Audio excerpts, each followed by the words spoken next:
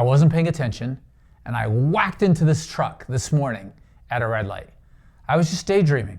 I got out of the car, mortified, thinking, oh my God, this guy's poor car, I hope he's not hurt, my insurance, all the things that go through your head. And he said, you know what? Are you okay? I said, yeah. He said, I'm fine too. Everything's okay. You're good to go. Really nice. As soon as I drove away, I started feeling like a jerk. All those negative voices started coming in my head. What's wrong with you? Why were you not paying attention? Why are you always so distracted? That inner critic. I was living that moment from a script written by my biggest critic. So what did I do? I said, where is this voice coming from? What is this voice in my head? And I explored. And I said all the things that this voice wanted to say. I said them out loud. You idiot, you jerk, what's wrong with you? Because I wanted to figure out whose voice that was, because our biggest inner critics are usually someone we know. Sometimes it's ourselves, but sometimes it's somebody from our past.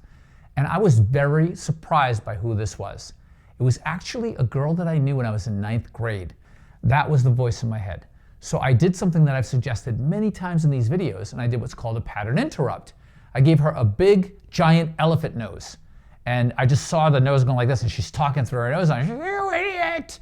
What's wrong with you? And it just made me laugh. Because the truth is, that voice was put into my head a long time ago saying that I wasn't good enough.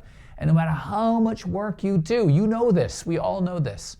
Deep down, that thing pops up that I'm not good enough. It pops up for all of us, no matter who you are. People call it imposter syndrome.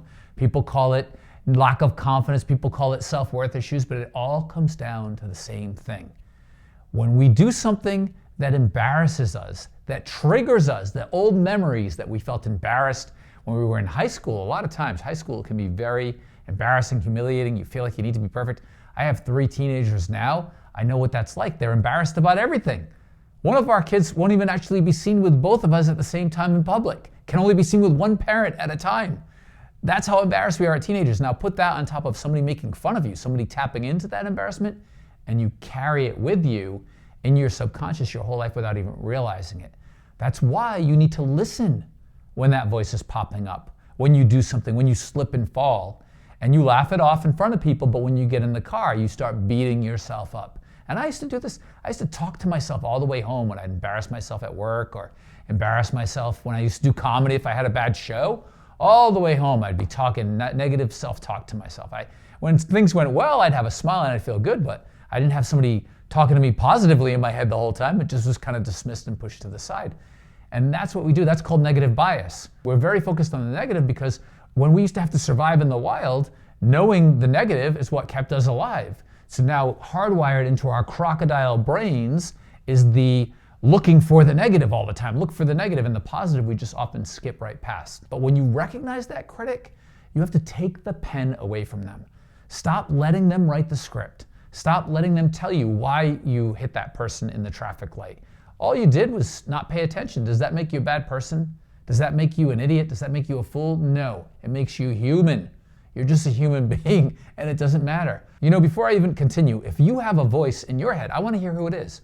Once you figure it out, put it in the comments. Let me know the silly voice, and let me know the fun thing you did to take away the power.